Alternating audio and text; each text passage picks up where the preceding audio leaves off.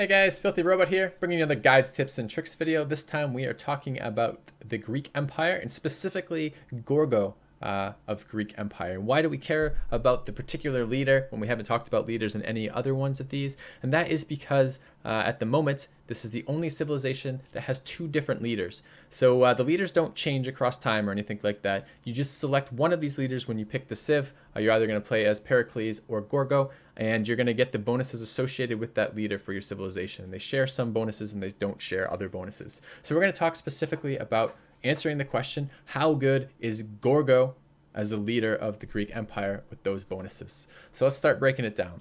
So the first one of these is Thermopylae, which is combat victories provide culture equal to 50% of the combat bonus of the defeated unit. This is a really good bonus. This applies to all units you're killing. If you go to war, you're going to get that. If you're going to fight barbarians, you're going to get this. If you're killing city-states, you're going to get this.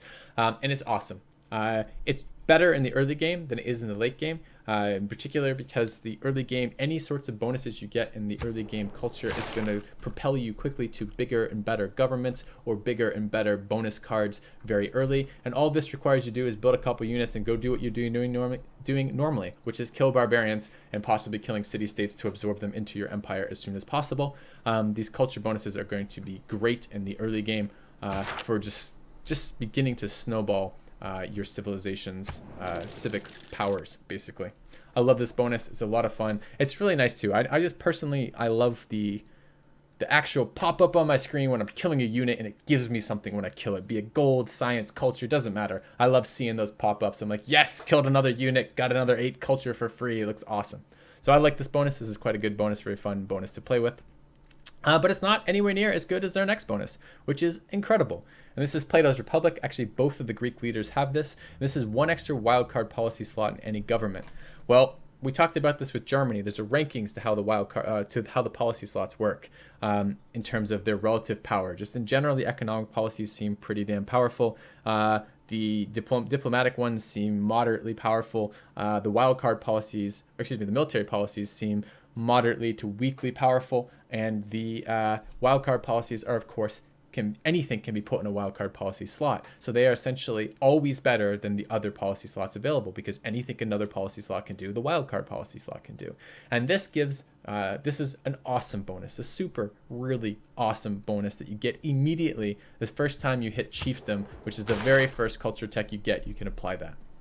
So what this really does is in the early game, it gives you double economic or double military. And then as soon as you hit other things, you can do other things with it. One of the things that Greece can do that the other civilizations can't do is it can rush religion super, super hard. And that is because you can very quickly pick up mysticism to get a wildcard policy slot and start getting great profit points right there. All other civilizations have to wait till they get political philosophy to get a wildcard slot to do that, or they have to build a holy site. Now, Greece can build simultaneously a holy site and go tech for mysticism to get that very rapid profit points if they want to do that. Now, I'm not suggesting this is the greatest strategy ever, in part because religions as a whole don't seem all that strong, and early religions means you cannot take advantage of the mechanic of giving you your religion in each city that has a founded holy site, because you're just not going to have time to build all your holy sites. But it still means if you want first pick at some very specific religion-oriented strategy, you can do that. And you can do that to a degree that other civilizations really cannot do.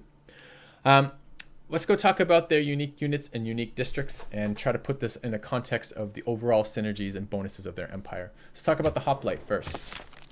The Hoplite really isn't too bad. I wasn't very thrilled with them in the pre-release stuff, but post-release they actually do get production bonuses towards melee. Any bonuses that give you production towards melee is going to give you production towards the Hoplite, and the Hoplite is a basically stronger spearman, right? So they both have the 25 combat strength, but the Hoplite gets an additional 10 combat strength for being adjacent to another Hoplite. So as long as you're using them in pairs, you are going to see them be quite a bit stronger. And since the premier military unit in the early game, the one you're going to be fighting all the time if you're fighting other players, is really the horseman, you're going to want, and to a lesser degree, you're going to see heavy chariot variants. So you're going to want units that are powerful to fight them. Mostly that means other units of the same type to keep up with them. But if you can't have the same type of unit, having a unit be specifically bonus towards them really isn't too bad, especially a very early unit like the Hoplite itself. So that is a decent set of bonuses. You're going to have 35 combat strength Hoplites if you can get them promoted. That this line of units, the Spearmen, the anti-cavalry line of units, has some of the coolest promotions in the game. Some of the promotions that give you the biggest bonuses to combat strength. We should see some ability of civilizations like Greece to put hoplites or fortified anti-cavalry units in certain positions that are going to make them near impossible to kill with horsemen, which is cool because it would be nice if a counter unit actually countered the unit it's designed to counter. And I feel like the Greece hoplite is one of the few ones that actually does do that. So I really like this unit. I think it's pretty cool. It's going to be very useful for fighting in the early game versus horses, which is likely going to occur. So that's a pretty good thing in general. Let's talk about the Acropolis next. The Acropolis is pretty weak in my opinion, and it's pretty weak for a couple reasons.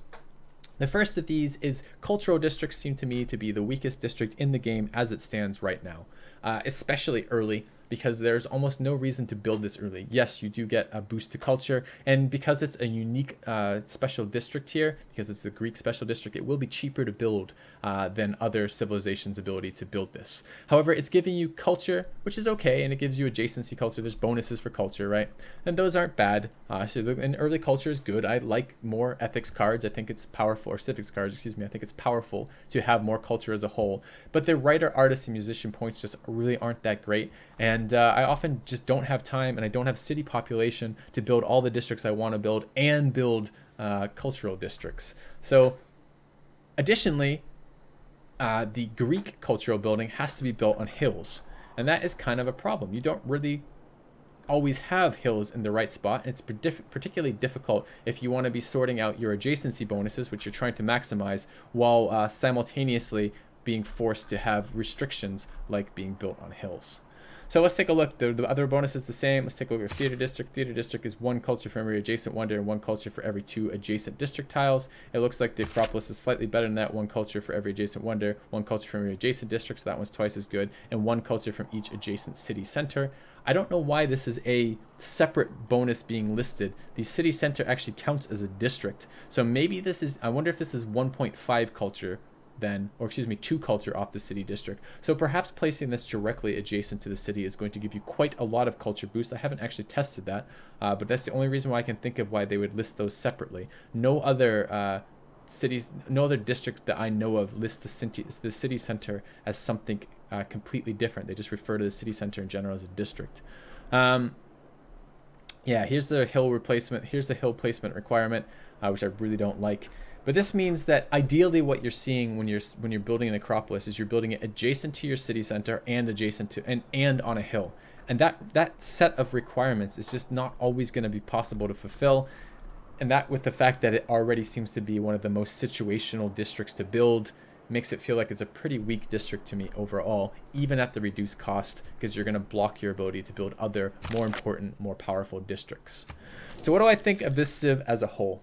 I think it is probably good to moderate to good, somewhere in that range. The bonuses for culture from kills is really good. It's really good in the early game. It really gets your policies rolling. The extra wildcard policy slot is incredible all game long and synergizes nicely with early culture. It's going to get you the better policy cards sooner, and then you're going to have the actual infrastructure in your government to get more of those cards that you already got sooner. So that's nice for the early game. It has a very early unique unit, and as I say repeatedly in these videos, the sooner you get a unit or a building or a bonus, the more impactful it's going to be in your game. And having a unit at bronze working is super early, and it's a unit that has utility. It's not just a melee unit. Melee units are fairly weak, but it's a melee unit that is bonused versus horses, and that's really important for the current war meta in Civilization 6. You're gonna be fighting horsemen, and this guy has bonuses towards those horsemen and is quite a strong unit versus horsemen. So I think that's pretty good too. It's just really this cultural district that makes it a little lackluster, and some of this stuff doesn't scale quite as well. This requires you have lots of combat in the later and mid eras to keep this being useful, and you probably won't